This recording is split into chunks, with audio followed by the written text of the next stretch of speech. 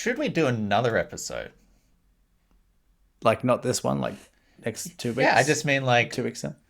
it feels like, despite what I considered quite an impressive musical number, a surprising amount of our listeners felt like there was still ambiguity as to whether or not this was the end. So maybe we didn't make that point clear enough. Well, there's two layers to this. There There's is two two. layers to this. And also, Nick, give some more context because I don't what know are we what talking about? context. Well, look, our finale of 10 Yes. years of podcasting together, last episode Right. 225, Decade Right. in the Deep, Yeah. gone down in history. Yeah. You know, they've been changing the record books. Everyone's talking. Literally. It seemed for a while there, at least towards the end, based on a few genuine compliments about our acting performances, like you had decided to quit the show. And thankfully, through the power of music and friendship, I was able to convince you to stick around. But perhaps that theme was not entirely communicated to every listener. So I had a few people asking, is this the end? Is this the end? And perhaps the Yeah. fact that I put out Instagram posts saying, really proud of this, much love to you, Michael, a decade's worth of work, maybe that, deliberately stirred the pot a little bit in a way that might have juiced our listenership. No, it wasn't your Instagram following, Nick. There's two layers to this. There's Okay. two layers to this. First of all, there's a couple of big, massive assumptions that we make and we have been making for 10 years. Uh-huh. And it's that people are listening Uh-huh. to every word that we say. That's fair. And so we did put a lot of effort into that song. And by we, I mean we equally. And that's why he said it. And that's why I said that. But also, we put it at the end of a show that we are assuming people are listening to the end, till the end. And what I've realized after the last episode, because I got the same, possibly more because Popularity wise, more yeah. popular than you. Yeah. People asking me, so the show's ending?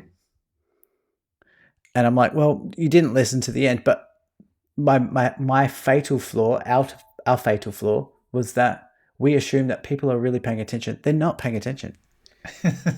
There was it was too subtle. It was too subtle. It was for us. It was too subtle. But people aren't really listening. I mean, it's the egg's on our face because we have established that a number of people use us to fall asleep to. So really, all the clues were there. Yeah. Look, just for the record, we're not ending the show, and as we said on the last episode, we will never end the show. And to all of you who messaged me saying, that's finally, funnier than ending the show. It's funnier than ending the show at a reasonable point in time. Yeah. But what's more funny than that? Never ending the show. Never, ever. Committing to do this when we are in our 60s is a lot funnier than just a nice 10-year decade sort of. Like there's some poetry and maybe the last episode going up on the anniversary of the first official launch of it. I see that. I get it. Does that mean it's more funny than getting into our 60s and then, it just sort of petering out because the grandkids are taking up more of our attention? No, it's not. That's objectively the better choice. Exactly. And to that end, we'll be doing the same bit every year from here on in. We'll be writing it. We'll be writing another end. We'll be feigning the end of the show every year. It'll actually increase in 10th frequency. episode. So I for a couple of years it'll be annual, but then we'll start to bring it forward, like maybe every 8 months. As we get into our mid-40s, an original ending song every 6 to 8 months. Yeah, and we'll be like, we'll nod to the audience. We'll be like, we know you know that this isn't true, but we're doing it anyway. And we'll actually be more subtle about it. Like the tone of the theme of it will be a little bit even less clear. Like we'll tamp it down a bit because too many people understood this time around, and I think it's time to play a little bit, a little bit more ambiguous. Yeah, I think we should be, if anything, more ambiguous. Let me turn on a light. Okay, I liked sort of imagining that you were sitting there in a cave, but Got dark very quickly. it did get dark quickly. Welcome to Deep Thought, everybody. Thank you so much for joining us here on just a standard episode of the show. I mean, standard discussion about the world at large, about our lives, about each other, and about Jesus, because it's time for us to get real and get right with the Lord. So Spiritual. time to, welcome to season 2, where we convert to Protestantism. There you go. Sitting through the internet. We've already converted. They'll be converted. Every listener by the end of season 2 will be a Protestant. And that is the Deep Thought promise. Or we'll quit. That's the theme we'll of our continue. next song. Sitting through the internet with me, my friend Michael. Hello, good to see you again. The happiest guy this side of the Yarra River. Oh wow, I look forward to finding out why. My name's Nick. Hi, welcome, hello. How's the folks doing? You got family with you? Oh man. All right, yeah. Actually, my parents left yesterday. Oh, they left. We've had so much family in our house. So let me tell you this, and I'll do it. I'll try without showing my true colors. Since we moved into this place, we've had family in various capacities around at our house for 3 months, 3 or 4 months, every week, staying with us. Culminated with my parents staying with us over the last weekend. They haven't been to Melbourne in a long time. They stayed with us. It went well. No arguments. Great. I made them Lauren and I made them a Sri Lankan feast on Saturday. We went to a Thai place on Friday. We didn't have any arguments. That's amazing. That's what you want. It was a win. It was a big win. But it is an interesting dynamic. So this was the first time, I don't know if you and Casey have been in this position, but it was probably the first time that I have been in a position to host my parents comfortably. Yeah. Right? So they're here for 3 nights. We're in a good part of town, very close to the train line, very close to the city.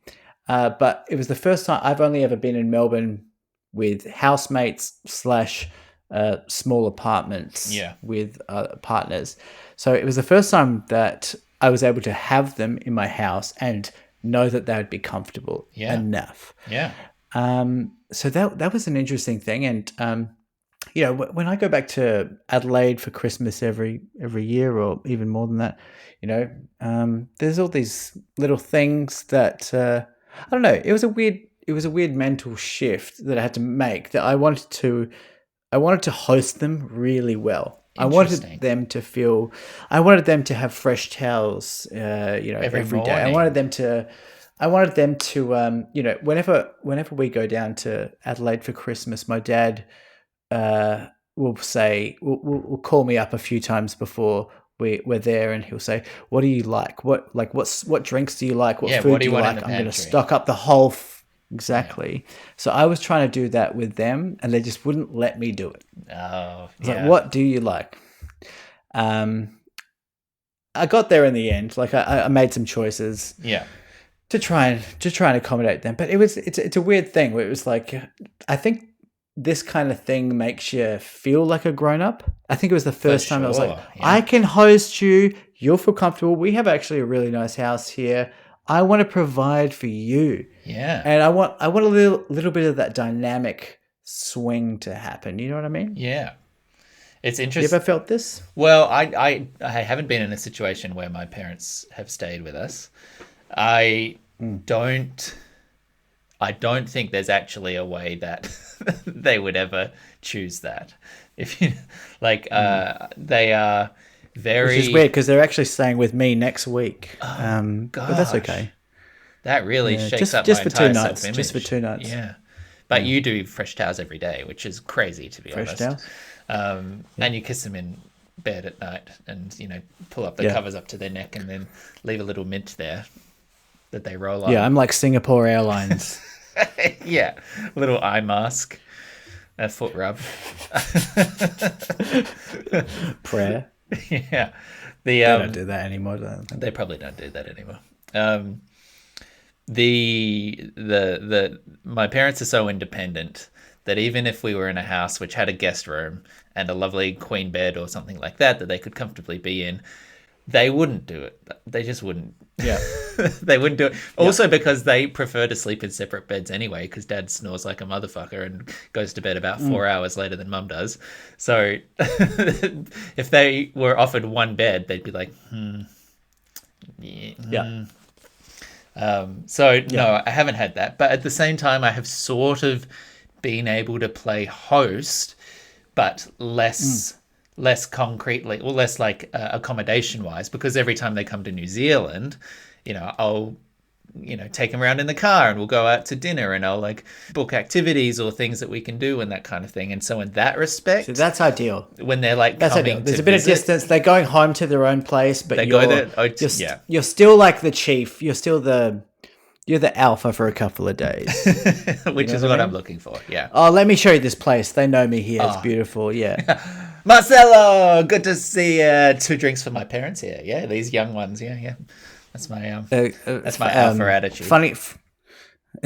Funny that I bring that up.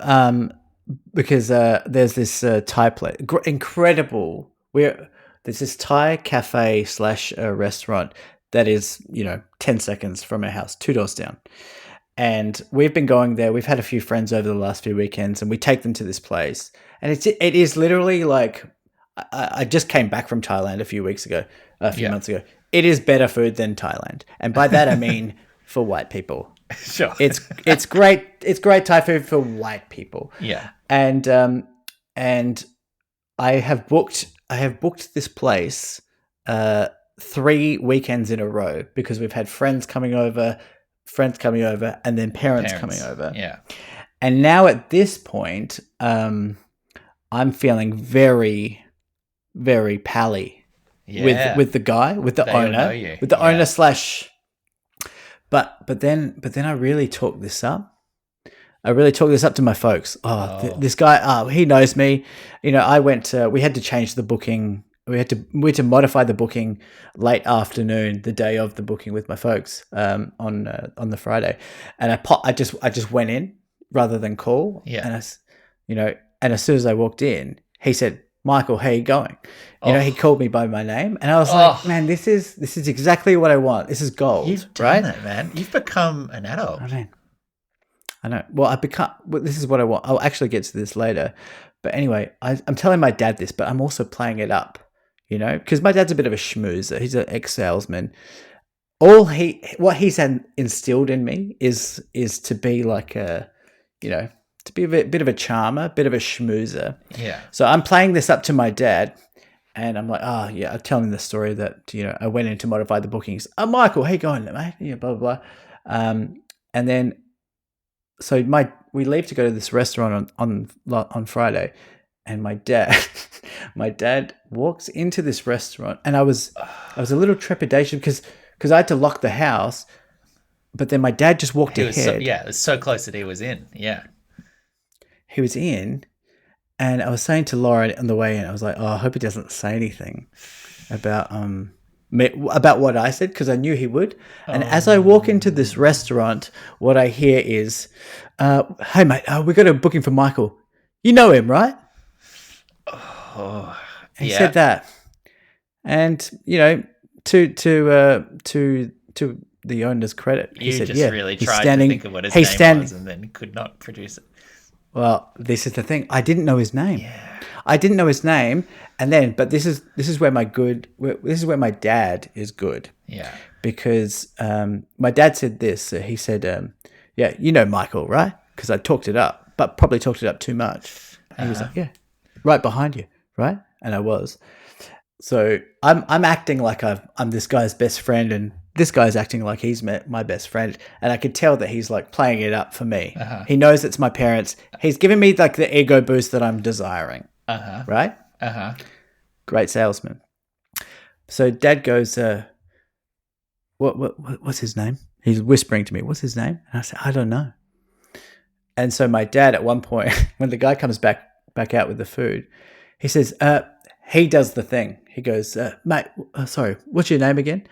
And then the guy goes, I'm Chris. So then now that's an alley-oop. Now I've got oh, now I don't have to concede. Smooth. That's smooth operator, silk. baby. Yeah. It's great. I mean, it was great. That's real boomer confidence right there. Like that's the kind of thing where I'm like, well, I guess I'll just never find out this man's name. Well, yeah. I mean, yeah. Michael, have you noticed anything different about me? No, I don't think. You didn't really take a second to. Has your prescription changed? No, those are transparent your glasses? lenses. Yeah, you wouldn't really be able to see that visually. Anything else? Change deodorant? Anything else? Deodorant? I'm on a Skype Veneers. call, so you can't. Veneers. Okay, well... teeth whitening. Last Friday, Michael, I suffered a grievous injury. And I will walk you through it. Now, I guess content warning for people with regards to teeth. But I was having a cup of tea, picked it up with my hand, carried the mug towards my face. Yep. Missed the mouth. Missed the mouth. Went straight into the tooth. Chipped the tooth off. Chippy tea. Chipped the tooth right off. Chipped my own fucking mouth tooth off with a mug of hot tea. Which one? Center. And right in the middle. Right in the middle. Wait. I've done that. Yeah. I've done that. Yeah. I got mine fixed recently. Yeah. Wow. Tell me everything. It is pain? never pain. No. Shock. Very high. Yeah. Very high. Bone. And also immediate aftermath. It was like this. I couldn't tell if I'd chipped ceramic off the mug, and I was feeling like, because I looked at the mug and there was like a chip on the top, and I was like, oh god, is that? I've got like bits of glass in my mouth or something now. But then, what I actually felt was immediately, oh, that don't feel right. That tooth don't feel right, Michael. And that tooth don't feel right, girl. And so I put my tongue on the front tip, and it was like all jagged and all gross and all horrifying. And it was a Friday night, so I looked and I was like, well, we can't get into a dentist until a Monday, so I just sat with this horrible jagged thing for 2 days, and I was just constantly tongue on the tooth, feeling this very weird aberration for the entirety of the weekend, to the point that Casey was looking over at me all the time and started mocking me for my mouth position. But that Not the weird. First time. Excuse me. There's no mockery involved. This it was right there. Sorry. The aftermath of tasting your own tooth, very weird. Yep. Sharp edge. You wouldn't think there's such a tiny change, but it's I'm speaking to the vet dentist man, right? You had hole in the jawline for years. Well, not only that, Nick. Not to hijack your story. No, please. But what it's making me realize is that when you're saying I had to deal with this for 2 days, I will skip over this story because I want to give you the limelight. But I had the same thing when this is 2019. I actually tried to open up a beer bottle. Don't even demonstrate it. That's horrifying. With my front tooth. Why? And I chipped my front tooth. Oh. And not only I'm just saying this because I can relate to you. Yeah. Because I remember the feeling. I was at work at the time, and I remember the feeling of running my tongue over my front teeth and going, "That is not right." Just it is uncomfortable how jarring that is. Yeah. It feels so different. It's not even pain. It's change, right? Yeah. But it's the change of my tongue and my teeth. But I didn't get that fixed for 3 years. Michael. Yeah. Oh, man. I only got it fixed last March. Yeah, God. That's So 4 years. I'm just saying that to relate. But this is your Yeah. story. No. I mean, we've sort of covered the highlights. I went to the dentist today, and I walk into the dentist like your dad walks into restaurants. Like I'm great at a dentist. I'm great at a dentist. How you doing, Tony? Good to see you again. I have no fear about the dentist because I crush it with the dentist. You know, my teeth are so What? clean. They're so like I That's floss insane. regularly. I got an electric toothbrush. Like this is my happy place. I'm the alpha That of is I'm the alpha of the dentist psychotic. office, No, you're and not. today I had to walk in with this like Ashamed. this shame, and this sense of failure. Like I had inflicted this stupid injury on myself. Like what does that say about me? And thankfully, I was expecting a little bit of like, oh, now, come on, be careful. You got to start paying attention to your thing, like a little bit of a, you know, rap on the wrist or whatever. And what I actually got when I sat down in the chair, not my normal dentist, I just took the first, available slot. The the young woman says, "Okay, so what did what's happened? What can I do for you?" And I was like, "Oh, chipped the front of my tooth, just chipped it off." And she goes, And she said, "Oh, you "Oh, fucking idiot."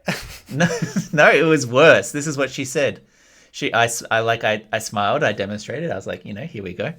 And she goes, "Huh, which one?" I was like, "Oh, you're kidding me." And I was like, "This one here on the corner." She's like, "Huh, oh yeah, it's very small." And that made me feel so so weird and so insecure. Like like she was almost implying like, "Oh, well, you shouldn't have come in for that. Like that's not a real, like I was hoping for something sort of important or impressive, but oh, that one." And so I walked through it and I explained what happened, like picked up a mug, smashed it into my mouth, and she was like, "Okay, now just to confirm again, can you please point to the tooth where it happened?" And I was like, "Are you kidding me? It's the one. It's the one that doesn't have an end on it." She was like, "Okay, great, yeah, good." But like, there's Was it nothing. obvious? Like, if I looked at Yeah, you on the street no. and you smiled, could you Well, see it? I think you'd have to know what my smile looked like beforehand. But like that's just a novelty thing, right? Like if you walked up to a stranger in the street and like asked to see their teeth, one, they'd probably be like, why? And two, if you saw like an abnormality, you wouldn't know whether that's like a recent break or not. You don't know what their teeth look like by default. Yeah, you just assume that you're British or something, or French. Yeah. More British, I think, is the classic one. But yeah, anyway, I have successfully had my very tiny, cap or corner put back on, and she was like, when it's with the front ones, they tend to come off again. I was like, okay, well, give it a crack, see how you go. And she's like, oh, like when she looked in my mouth, she was like, oh. I was like, oh, what? And she said the bottom teeth, my bottom teeth are sort of a little bit crooked to the point where when I close my Yeah, mouth, they hit the top teeth, and yeah, the backs of the overbite. top teeth, which is a bit annoying because I had braces as a kid, and then they didn't bother taking my wisdom teeth out beforehand. So I had braces for years, had perfectly aligned teeth, and then my wisdom teeth started to get all infected and fucked up. So they took them out with like, I had all four out under general anesthetic because they were going in sideways and like fucking everything up. And then the moment that they were released, all of my teeth just fucked around again, which is very irritating. But the consequence of that was she was saying that my bottom teeth were like hitting the backs of my top teeth, and so like structurally weakening them to the point where it'll be like happening again. So she said, what I'd really like to do is just shave the top of your bottom teeth. And I was like, excuse me? She's Excuse like, you, yeah. and she said, if I just round off the bottom of all your bottom Rude. teeth, then this might not happen again. And I was like, but I don't want that. I don't want my No. bottom teeth rounded off. and I came in here Oh, just to get like a little thing done at the top, and I haven't met you before, and you're making like teeth judgments here, which I don't appreciate. Just stick the very tiny, tiny little bit of acrylic on the corner of my very invisible gap and send me on my way, yep. please. Yeah. No, a lot of judgment coming from the dentist's office. I've been Yeah. avoiding it, as you know, for many years. Yeah. Couldn't hate the dentist more. I'm on corporate cover now, Corp and Cove. I'm on corp cover, and I still. This is the thing you were talking about before. It's like it's not even painful. It's worse than painful though. You know, it's because your teeth are connected to your skull. Yeah. So that when they drill into your teeth, they Yeah. essentially are drilling into your skull. So you feel it all In your around head. your Yeah. fucking head. Yeah. And it is like I shiver. I'm like shaking like a post war fucking veteran. You know, I honestly feel like I have PTSD. I'm just like shaking like this and just Yeah. I'm just hoping that it's over. And it Yeah. is the worst. I'd rather be on fire. I'd rather be in pain than go to the dentist. And it's gonna bite me in the ass soon Well, it enough for won't sure. because it won't have any teeth left. They'll all have fallen out. Well, yeah, I'd rather Yeah. bite myself in the ass. I'm actually genuinely glad I gave a content warning up top because that ended up being quite traumatic in terms of the stories we were talking about. Fucking ripping open Yeah, I mean, beers with your front teeth like an absolute loony. Are you kidding me? I've done worse. I've done worse things than that. With that mouth, yeah. Anyway, Yeah. that's my tooth story. No, I'm glad you told me. Yeah. Michael, you have a new job? Yeah, I do have a new job. I started 2 weeks ago. It's going very well. Can I just also I won't say highlight where it very is. quickly how self-conscious Fish. I am with a drink of my mug every single sip now? I have never been paying more attention to a mug than I in my entire life. So if it looks like I'm zoning out in the story, it's entirely because I don't want to now chip my tooth again. And if it looks like I'm zoning out, Nick, it's because what you're saying is boring. Okay. So yeah, I have a new job 3 months after I started a new job when I came back from overseas. Yeah. That's a whole thing. I'm not going to say where I got my new job, Okay. right? But I'll just say this. I'm Little bit very of happy here. mystery. I'm working, basically my job now is, funnily enough, working on a podcast. So I'm very happy.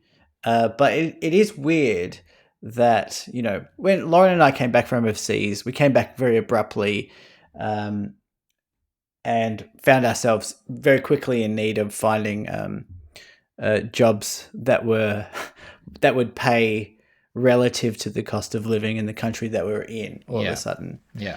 And what that meant was that I took a job that I probably on some level knew that I wasn't going to be great at.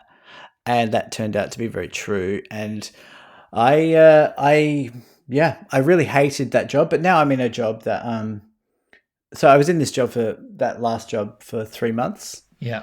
which is a very short amount of time. Yeah. They to call that be in a a job. probation window in a lot of places. Well, the probation window was 6 months. Oh, that is a factor because Yeah.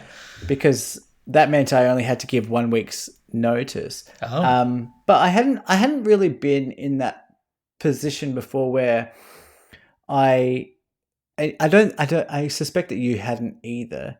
There was only one other job that I was really bad at, and that was working at the Brooks Brothers fruit shop in Unley. Do you remember them? I do know the Brooks Brothers, yeah. And They've that expanded. was one of my first.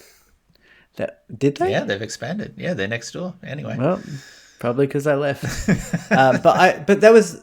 I'd worked at KFC. I'd worked at Brooks Brothers. I'd had a bunch of jobs, and there's only been 2 jobs that I've been bad at. And now I'm realizing that we worked at Wallace together, and I'm clearly not including that in there. No, you were good at Wallace. I mean, But you were when I good quit this, when it mattered. I was I was 17 when I had this fruit How can you packing be job. bad at fruit packing? What was it? You just didn't care. Well, no, I mean the it was a ruthless job. These guys that own fruit stores, they're highly stressed individuals. They wake up at 4 a.m. to get the deliveries, and their profit is determined by the season of the fruit. Like it's Yeah. so out of their control. Yeah, yeah. And yeah, I was there for 3 months. I would drop an avocado because I didn't know how to display it correctly, and That's money the in the owner would bin. come up to Yeah. me, and this was 2005, and he'd pull me by the collar, and he said that's $3.50 coming out of your paycheck, and he would just do Illegal. that. And when I quit, clearly illegal, but when I quit, he laughed. He laughed. He was like, "You never quite got it, did you, Michael?" And I was like, "Nah, I didn't. Can I leave now?" He's like, "Yeah, bye." And but I hadn't experienced that before, and this last job that I got, I felt the same. I felt the same way. But let me. You kept dropping avocados on the floor. What I had to say about this was, so I was there for 3 months. It was a communications role. It didn't work out, but that's okay. But so when I left this job, I the busiest day that I had there was the last day because everyone was trying to mine me for details.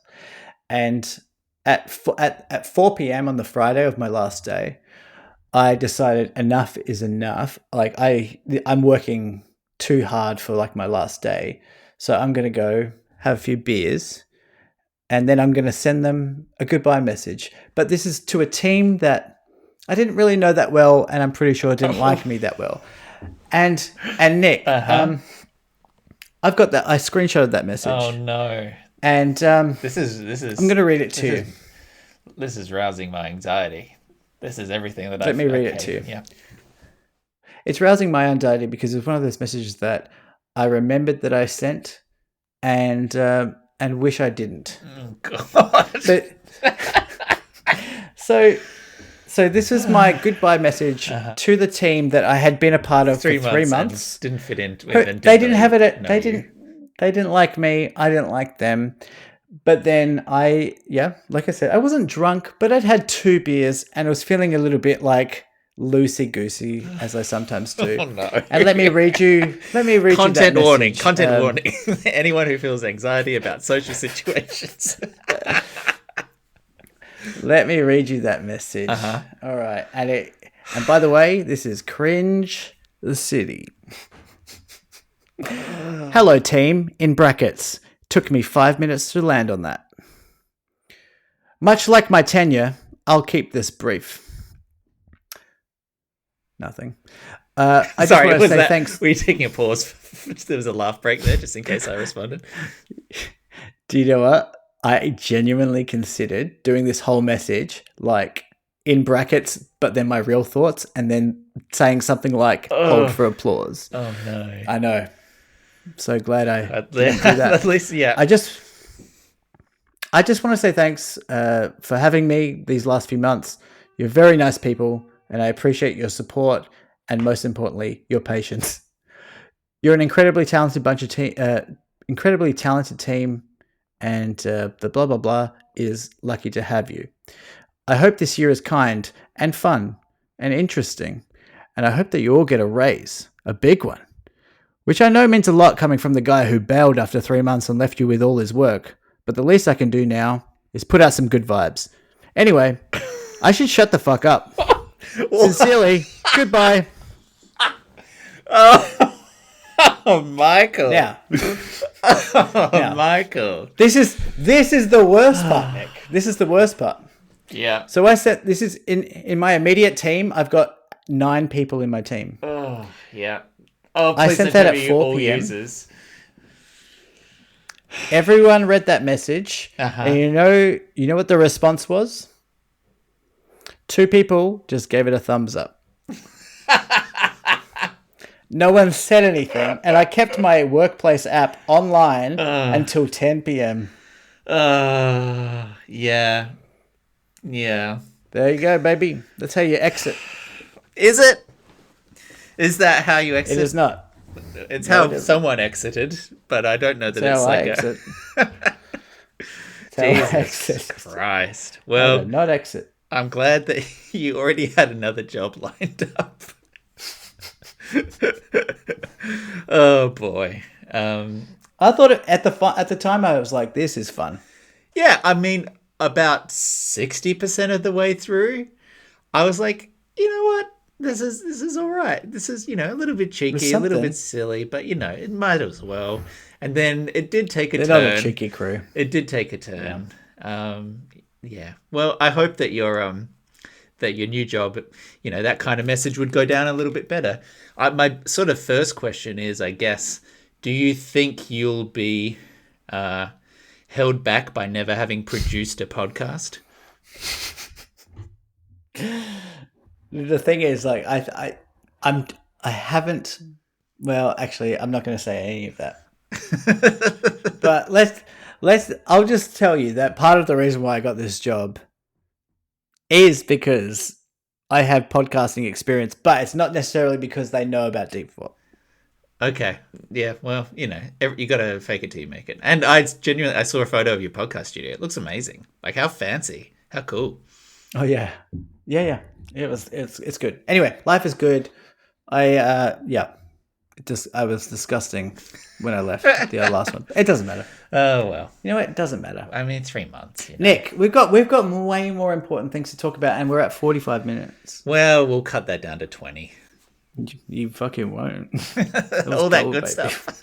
That was fucking gold. So, what you're referring to there, Michael, is, I believe, Good Grief, which has been airing in Australia for the past couple of weeks. And as of the time of recording, there's 2 more episodes coming this Thursday. To everyone who's reached out and said kind things to me, that's really appreciated and very nice of you to have checked it out. We might talk about the first 3 episodes, Michael. And then after the last 2, episodes 5 and 6 have aired this week, we can talk about the season as a whole on the next pod for a bit. But if you don't want to be spoiled, and I do recommend watching the show, it's on SBS On Demand and on NITV, then skip ahead to the next chapter because we'll be talking through episodes 1, 2, 3. I just typed into ChatGPT what is Good Grief Season 2 about?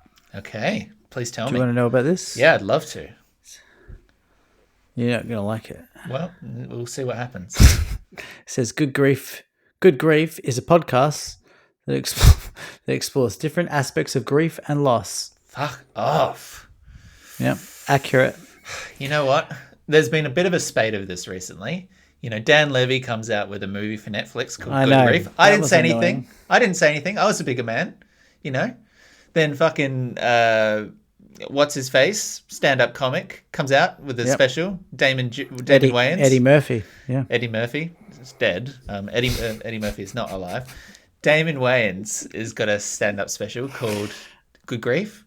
That's a bit annoying. To be honest. Just pick your own name. Did we technically also pick a name that had existed in like a 1990s funeral home American sitcom? Yes, technically we had, but I feel like we did ours best. So if everyone else could just chill. I think, in terms of that Dan Levy movie, yeah, and the Damon Wayans special that I've definitely seen, yeah, I think yours is definitely more considered. It's like it has layers. It applies. Thank you. It does applies. Yeah, it applies. Yeah. So I think the other ones are an afterthought. Yeah, I appreciate you. You got my back. That's why I come to this podcast. So season 2, Michael. First impressions. So my first impression? Yeah. Give me your take. We have legit not actually talked about it, really. So, well, first of all, I've watched 3 episodes of season 2. Is that true? You've only watched these 3? Yeah. Well, that's perfectly timed. But they were 4 months ago, and they were on a plane. Yeah. which I told You you did as tell me well. that, yeah. But I guess I'd forgotten you hadn't seen the end of it. Um, I think it's best if I ask you questions. Okay, that's ominous. When I say No, it's first not impressions, ominous. and you're like, why don't I ask you things? But Nick, no one. But on a serious note, no one gives a fuck about. I think what's Okay, more interesting is your okay, process right, because they can go watch it for themselves. Like I'm not going to shed any insight, sure. regardless. Well, I'd like to know if you liked it, but that's okay. That doesn't matter. That's fine. I told you in the last episode. I thought you jumped the shark. You did say that. I left it in the episode. I think first of all, take us through, and I think this is interesting. I know this is like a little bit, I don't know, Inside baseball, masturbatory. Sure. Did you hear what I said just then? masturbatory, yeah. Okay, good. I thought you would wince at that, but you didn't. You're leaving a lot of space for me to react to your jokes in this episode. I think what's interesting. So we've done an episode previously on the behind the scenes of how you basically got this show on its legs. Yeah, And from my feedback from people that I'm friends with, that we probably wouldn't have found the show if it weren't for the podcast. What they found interesting was the kind of like the boots on the ground, raw insight that you gave in terms of this guy who hasn't written a show before with a couple of friends. How did you get the show off and running? yeah, Like what was that process? That was what they were most interested in. yeah. So I think that's probably Sure. the most interesting angle here. Yeah. So my first question to you is: it's been so long since the season one, Yeah. and we have been well, you have been waiting for season two to air on SBS, but that happened. I mean, you created and produced season two ages ago. Yeah. So first question is, why did it take so long for SBS to fucking air this shit? That's a really good question, and I genuinely don't know. I genuinely don't know. So, But you're take us correct. through it. Take us through it. Take us through the anxiety of that. Well, I wouldn't say it's anxiety. I'd say it's just frustration because I have so many friends and people back there who I know want to see it, and there was no way to do that. So I might actually, if you're genuinely interested in the behind the scenes side of it a lot, I might actually take a step back here and talk about the shift from season one to season two. I think Nick, just off mic. I think this is where this chat is very interesting. It's essentially like a director's commentary kind of thing. I think that's where it's interesting. It's almost assuming that people have seen it. Yeah. I think that's where it's interesting. Yeah. So if we look back at the first season I won't recap. There was an episode, I think 2019, when the first season was discussed in detail. Right. But in brief, getting the show off the ground involved a funding process through New Zealand On Air, which is the only source of funding in New Zealand for TV shows and media, other than the Film Commission, which is film related, obviously. And they had a very small budget bracket where new storytellers could submit ideas. And we had a production company that was into the idea, and we had some scripts and everything. We put in and we got funded, and we made the show. We put it out there. There were 15-minute episodes because we had very small budget, and put it up on TVNZ, and it was pretty well reviewed. And then our amazing producer Kerry had secured some international distribution for it, which included SBS and which included America, through AMC, which aired, Mad Men and that kind of stuff, on their Acorn network and Sundance Now, and IFC, which is their sort of comedy network.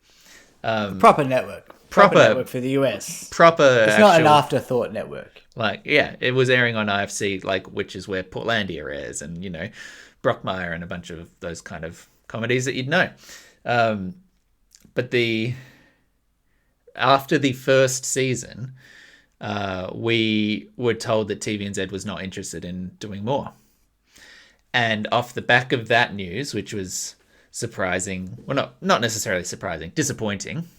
We'd been told it had rated well in New Zealand, and it had certainly got well reviewed, and the international airings of it had been received well, and like we got written up in the New York Times. We were recommended in the New York Times TV watching newsletters and these kind of things, which is like crazy. So take us through that. Take us what is the disparity there between critical review and also not getting further backing? Well, TVNZ is a public broadcaster here. It's part government owned, and it has a mainstream goal, right? Like it needs to have viewership, and it needs to walk a tightrope between local content and desirable content and profitability, basically. So they have a mandate to appeal to as broad an audience as possible. And for as well as our show had done with a subset or a demographic, of say 16 to 40-year-old, probably skewing more women side, for as well as it had done there, I don't think that it was I don't think they could see it as a broad hit, so the idea of investing more in it is not, didn't seem viable to them. It was also not aired in TVNZ. It was streaming only, so it was an on-demand show. They put it on air a couple of times here and there, but it's 15-minute episodes, so it's sort of like that's a weird size to fit into like a broadcast TV schedule. It's 15-minute episodes that, if you're using the old model with ads, is essentially what, 25 to 30 minutes?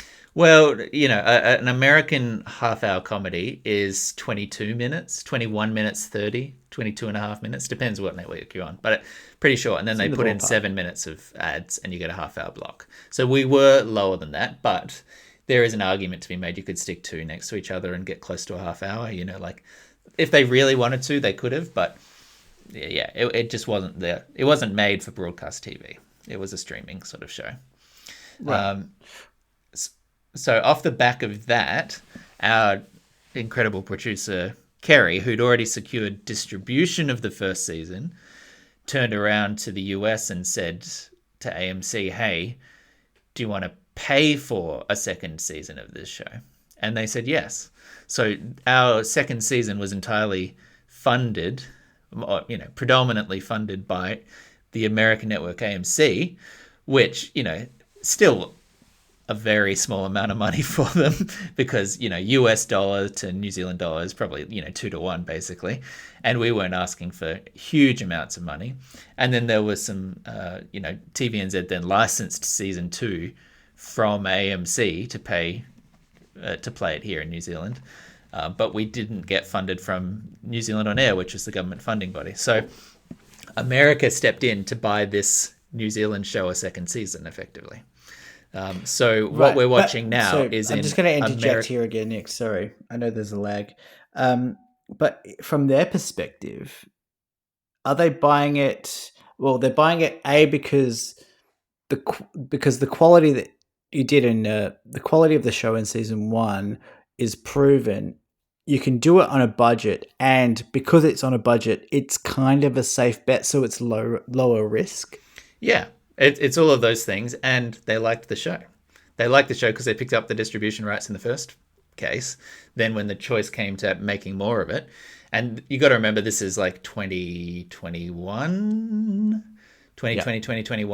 which was still in that boom phase of streaming where everyone was throwing money at everything just to sort of expand viewership and get subscribers and that kind of stuff. There was no real like contraction like we're seeing now where everyone's jacking up the prices of your services and, really thinking about what you're buying. Basically, everyone had a streaming network and everyone's sinking money into it. So they Gotcha. were a little bit more liberal with that kind of choice. But Gotcha. yeah, they liked it. It wouldn't have cost very much for them. And so they backed the second season, which is why they're all 22 and a half minutes this season, because they're American half hours, which aired on IFC. So I don't remember the original question there. I took a step Original back to, question. yeah. I think this is to me this is the interesting stuff. My original question was, and take whatever roundabout you need to get to this, but and cut out me saying that if you need. But like, why I'm interested in the process of you producing a second series of a show that people like, studios like, producers like, but then you waited around for seemingly forever for them to really just put it on the air. Like, Yeah, that's right. what is that about?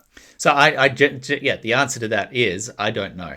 So when we released the show 2 years ago in June 2022, it aired in the US. And again, it was like written up in the New York Times, written up in the Guardian. It was aired in the Mm. UK. It aired in New Zealand. And SBS, as to the best of my knowledge, SBS got the rights at that time as well. And I was told repeatedly that they had received the files as well. They actually had the episodes in June 2022. And as to Right. why that took that long, I have no answer. I waited, over a year. I sort of gave up hope. The production company couldn't give me any answers. I got to a point where I actually emailed SBS myself and asked, like, "Hey, is there some like, I is there a reason?" I messaged them. Yeah, Do you remember that? I yeah, messaged them. and yeah. Then they said they didn't have the rights to it, which was weird because I thought that they did. Anyway, ultimately, I managed to get in touch with someone there actually at programming, a very kind person who went away and had a look at it and came back and said, "Oh, yep, we'll air it in April 2024." And here we are. So I have no explanation. What I find interesting about that, though, I know that SBS on demand is niche, and I know that people aren't watching free to air that much these days. But you know, you can access it on demand. The thing is, I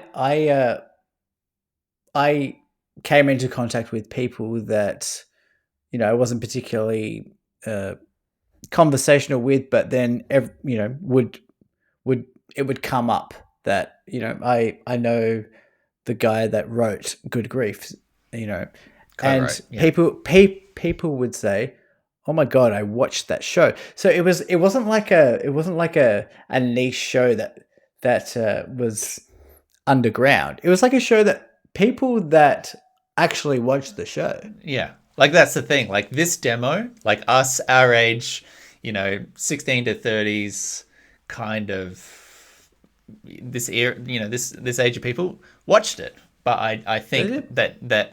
um, that it wasn't broad enough in either subject matter or comedy style that like a TVNZ could feel confident in backing that for more. But what's the most successful New Zealand comedy show ever? Is it Flight of the Conchords? Well, I mean, Flight of the Conchords is the famous one that they had to go to HBO to get made. So that wasn't actually made by TVNZ. That was an HBO show. There have been, I mean, I accept that, but like, what is in terms of like I the guess what I'm brand asking of the, is, well, New Zealand. You're saying maybe it's too niche, but New Zealand comedy is niche. It has its own flavor. It has yeah, its own identity, yeah, and that's built into what you're doing yeah, with Good Grief. yeah. And I guess my question is, do you think that New Zealand comedy is too niche for the world? Because it doesn't. I don't know. I guess No, I Flight of the mean the Concords haven't answer been is on the air clearly for no. ages. Yeah, the answer is clearly no. There's actually a huge demand for it. I mean Yeah. the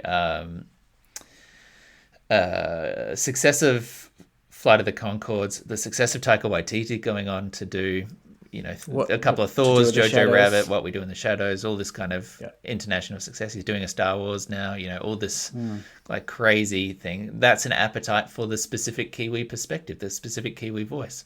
There are a lot of actors here that go overseas and have success. There was, Grace, my writing partner, who worked on Good Grief and starred in Good Grief, is Killing over it. in Canada filming on a Fox network show opposite Joel McHale. Like there's an appetite for What's this that called voice. again? Animal Control. Animal Animal control. Control, and she gets to be a New Zealander. Her character is a Kiwi, so she's Yeah. speaking in a natural accent and being a New Herself. Zealander.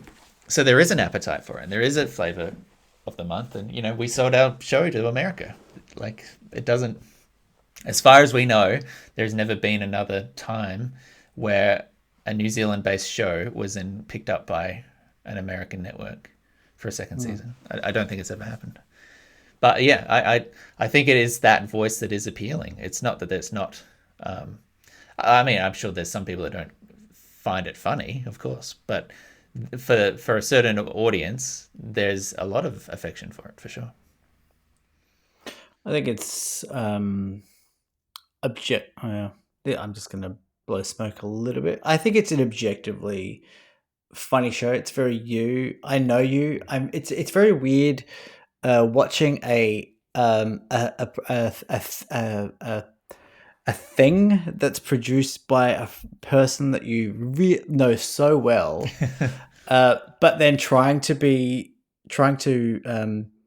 take yourself out of it enough to objectively look at it as if you were someone else. Yeah. And I'm not someone that watches TV shows, so yeah, I am. When I'm watching Good Grief, I am. The only reason I'm doing it is because I know you, but also I'm watching. I told you that I watched half of season 2 on the plane with Lauren while we were in Asia, and we were genuinely laughing. Like Lauren is can remove herself more than I can, Yeah. and she was laughing. She Yeah. was genuinely laughing, and I genuinely feel like she forgot that it was you. I get it's a weird thing to articulate. No, I think I appreciate that. Thank you. it's yeah. I mean, yeah. It's an incredible achievement to create something that is funny, that is mainstream, that has edge. Like that's what it feels like to me. Yeah. Like it feels like what you made has edge and has heart, and it is very much you. Yeah, and your whole team as well. Grace and Eve and everyone, of course. Yeah, but thank you. That's very kind of you. The interesting thing and sort of the first question, maybe not concern, but the first question we had going into the season 2 pickup was, does an American network want different comedy or different? Do they want us to change things for their platform and their focus or whatever? And they were very explicitly. They said no. Do the thing that you would do, and we'll give you notes and we'll support as a network does. And they were fantastic. Like they were the coolest people to work with.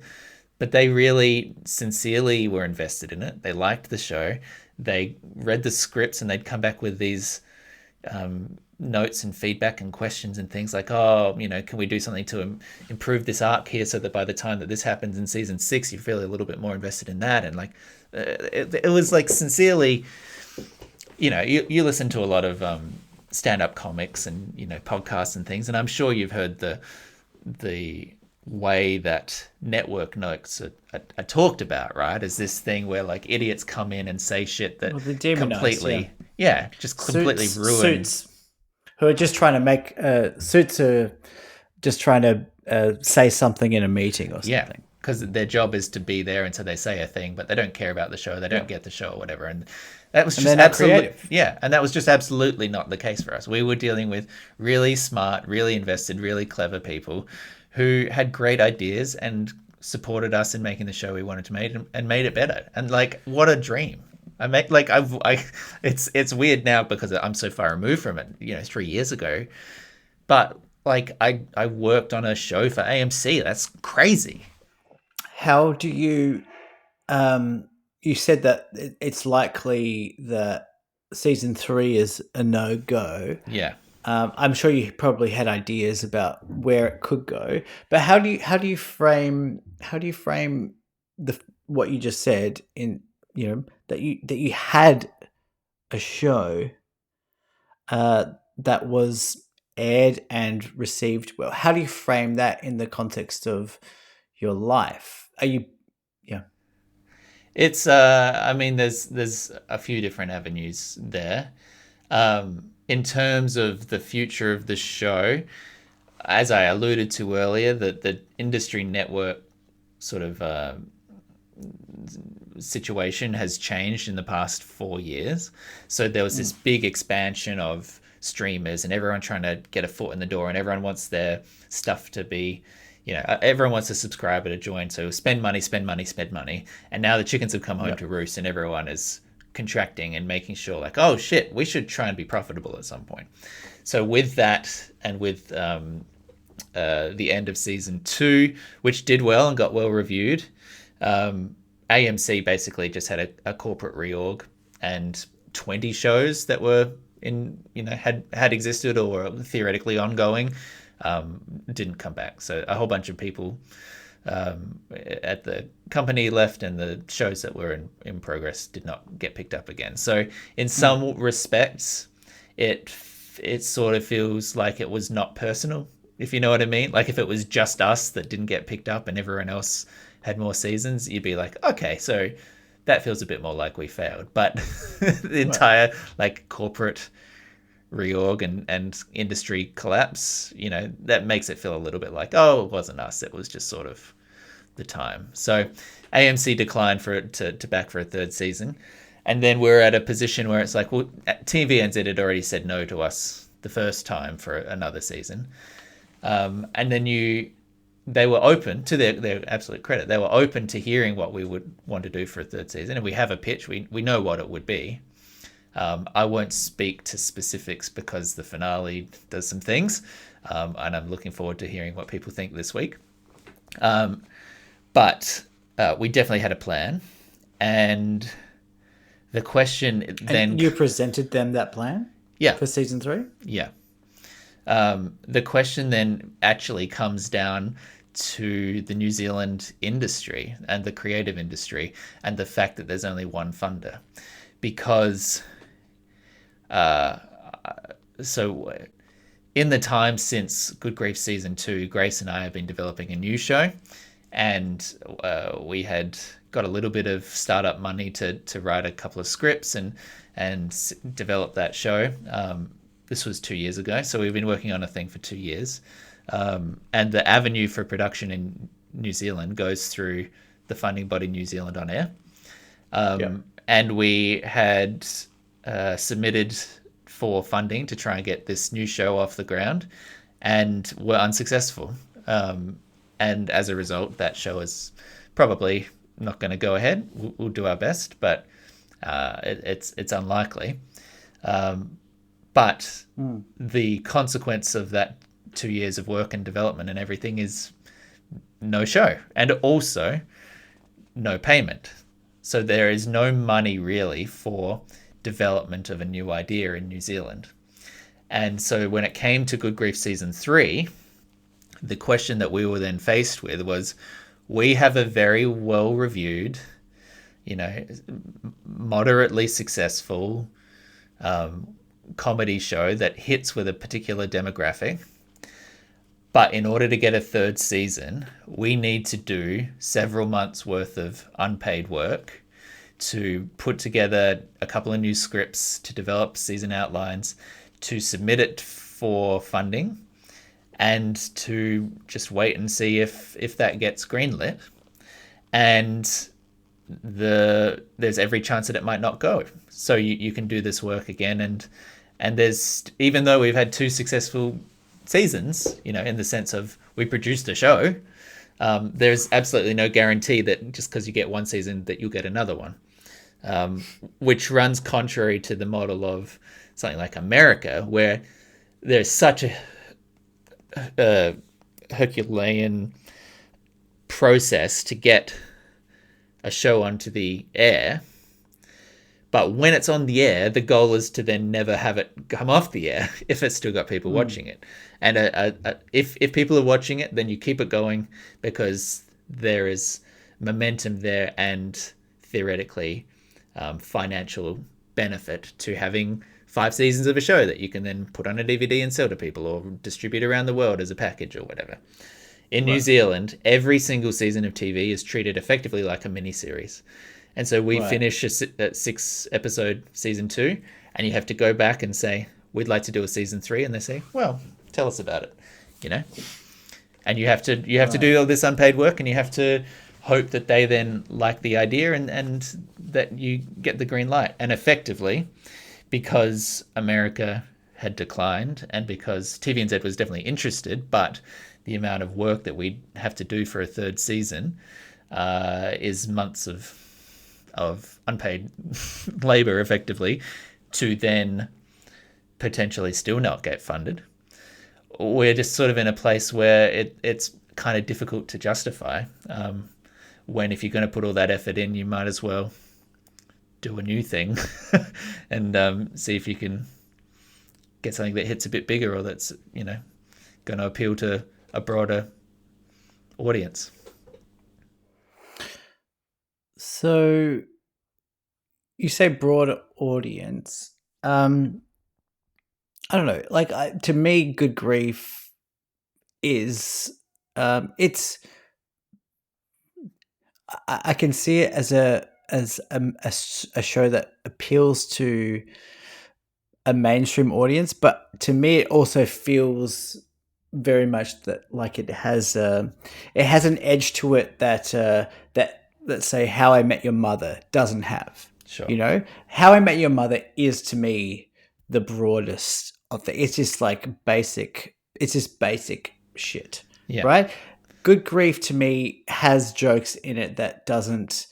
It excludes people, and I think that's to me that's when I watch a show. I'm not looking for that, but like I'm looking for a niche sense of humor. Yeah.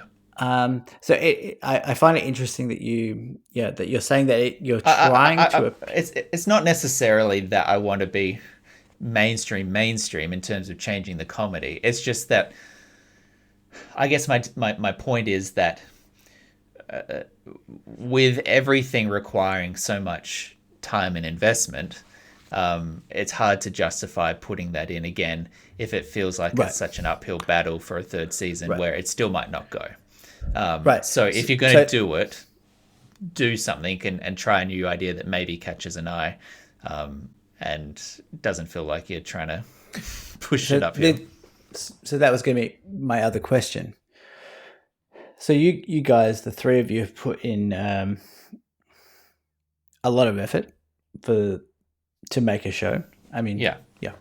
And not just the three of us. I mean, there's a production company, there's producers, there's like so many people that have to put this time and money in.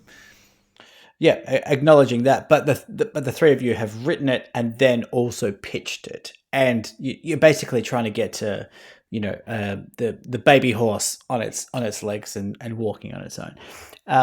My question to you is, how the fuck do you do that again? Do you do you try and because in order to create good art, you have to invest, you have to immerse yourself in it, and it's such an emotional tax that you pay. And every time that you do that, even with pitching the show that didn't get picked up, the other one that I won't say the name of. I mean, as someone who's created a few albums on a whim, like it was so emotional to like do it, put it out, pitch it, market it, blah blah blah. I like, where does the next motivation come from? How do you not get deflated? Oh, I totally got deflated. So, like, this is so Grace and I, like, as I said, we had developed another show for 2 years, and only within the last week and a half did we find out that it was not funded and that it's probably not going to go anywhere. And it's gutting. And again, this is part of the New Zealand development process because there's one source of money and there's two networks. If they say no, there's nowhere else you can knock, right? So, right. But are they gatekeepers? It's because they're gatekeepers, right? well, because there is so little money in New Zealand. Like, it's a small country. It doesn't invest any sort of particularly larger proportion of its GDP into the arts than Australia does, which is also not famously, rich in investment there either. So there's just not that much. There's not that much to go around, and there's, a fledgling industry full of people who are also trying to get their also good ideas off the ground. But they greenlit 5 shows, and who knows how many dozens were submitted. Yes, we had the network who wanted it. The network wanted it, but they don't get to choose the things that get made because they don't have the money to buy things or to make things like the American networks do. All of the creation happens through the New Zealand on-air funding body.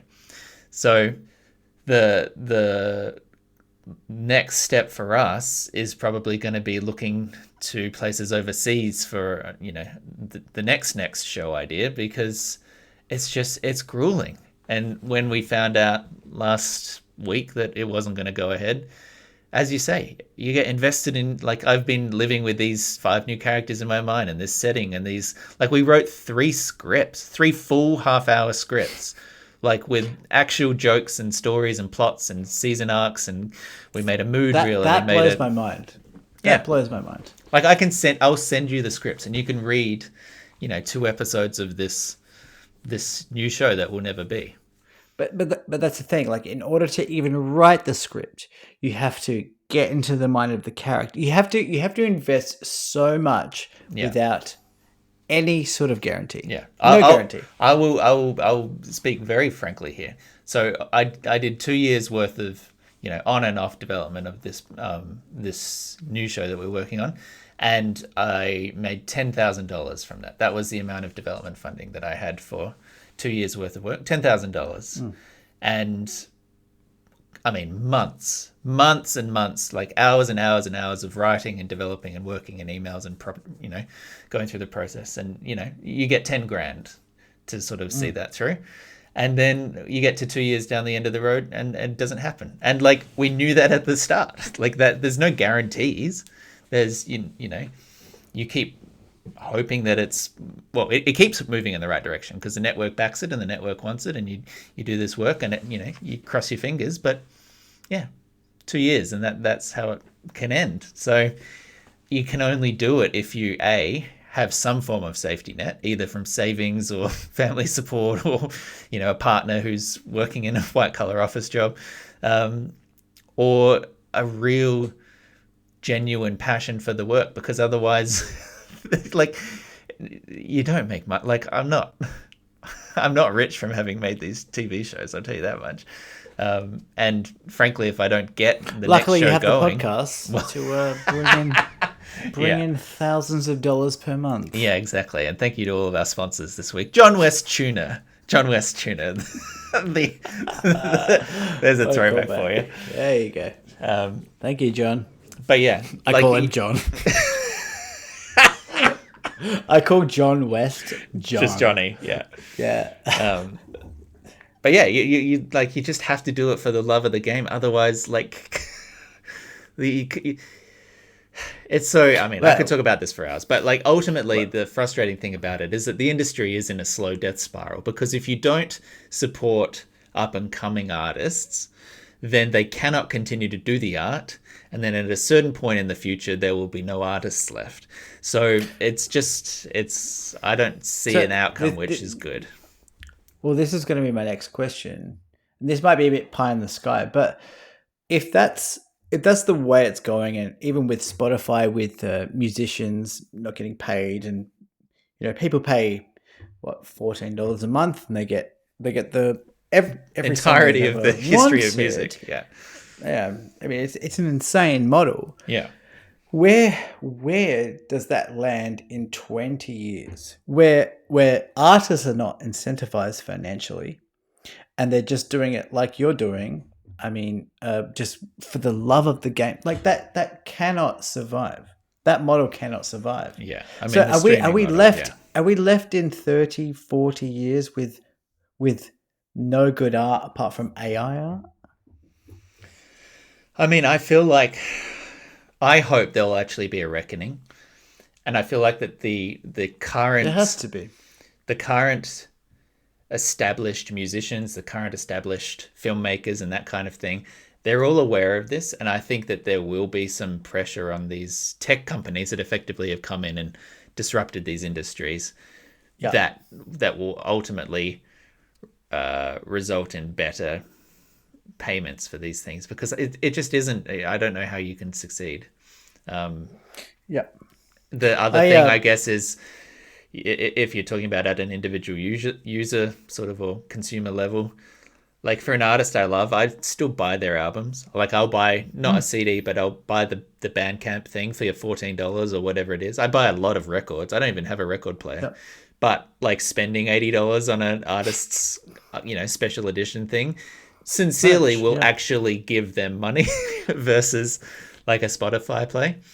Feels good. Yeah. And it feels good. So like that kind of stuff. And I guess you just got to also continue advocating for like government investment in the arts and turn up when there are shows on and things so that there's foot traffic and people and discussions and sincerely, and I do mean this truly, tell the people that you like the thing they made because it is like fucking nitrogen to the growth of that little budding artist, like hearing Yeah. that someone liked a thing that you did is the only thing often that keeps people going. So again, I will repeat that when people have said nice things about Good Grief, it's really helpful, and it's particularly nice in this past couple of weeks that SBS has been airing it, because when I found out that the new show was dead, that was a nice bit of like positive reinforcement to be like, oh yeah, I'm not terrible. People did like the thing that I did. Keep at it. Yeah. Yeah, man. Yeah. I don't know. I don't want to get too serious, but like yeah. I respect the grind that artists like you uh embark on. Like more than anything, because the easiest thing to do to do in life is just to go with the flow, and most people have skills that can be applied to jobs that will make them money. Most people do. Yeah. You'll find it. Um, you included. Thank Like you. I'm not saying I'm not. No, I'm not saying because of the thing, but like you have, like if you didn't choose to be a TV writer, or didn't choose to be a writer, you could be doing other stuff. I did a law degree. You could. Yeah. You did a law degree. You could be making. I'm not saying you're not making money. I'm saying you could. No, you can I'll have an say easy that I'm not path. making money. And yeah, I mean, I just I respect the shit out of people who take chances and just push a pile of. I was gonna go for the dung beetle analogy. I could see it. I wasn't offended. But then I was like, but then that analogy entails pushing a pile of shit up a hill, and in this case, it's like Good Grief season 2. And I'm like, that's not a pile of shit, but it's a big thing to push up a hill. It's Sisyphus just pushing a rock up a hill, maybe. Yeah, less poo oriented. Yeah, rock beetle. Yeah. We'll call it a rock beetle. But no, yeah, I respect the shit out of that, and I wish, honestly wish I was one of you guys. Well, I think you are. You work in the podcast industry now. Yep. Thank you for your very kind words. I hope this was of interest to people listening, and maybe next time when the second season has ended, we can talk a little bit of the actual plot of what happens, because I'm very keen to talk about the ending of this season, and I think once you've seen it, you'll want to talk about it too. Yeah, no, I think all this stuff was good stuff. Yeah. Yeah, you were honest. Well, I appreciate that. If you've enjoyed this podcast, well, that's very kind of you. Thank you. That's sort of narcissistic of me to say this week, but I appreciate it. This is just one of many episodes. If you haven't listened to last week's, well, there's a bit of a twist ending in that one, 225. Go give that a listen. Spent a lot of time on that song at the end of that episode. So, yeah, give it a listen. And pretty soon it'll be up on Spotify too if you want to just like jam into it in the car, sing along, pick a harmony. There's also ways to get in touch with us, deepthought@gmail.com. You can go to Facebook and comment on a page. You can go to Instagram. You can go to Spots. You can just generally play the host when your parents come around and make sure that they know that the second season of Good Grief Season 2 is available now to stream on SBS On Demand. Amen. And we'll see you in church for the Protestants meeting. Oh, yep, that's what they call it. Do you have any sort of outro things? I feel like I've talked forever. All right. I got something for you. Okay. I got a good ending. Okay, good. Nick, I don't know if you saw this, but big article coming out of the New York Times NYT. and NPR. And NPR. About, and Tucker Carlson's Twitter. That's the big three. The big three. About who invented butter chicken. Did you see this article? No. Is there controversy? Is it? It's a very big controversial issue. Oh.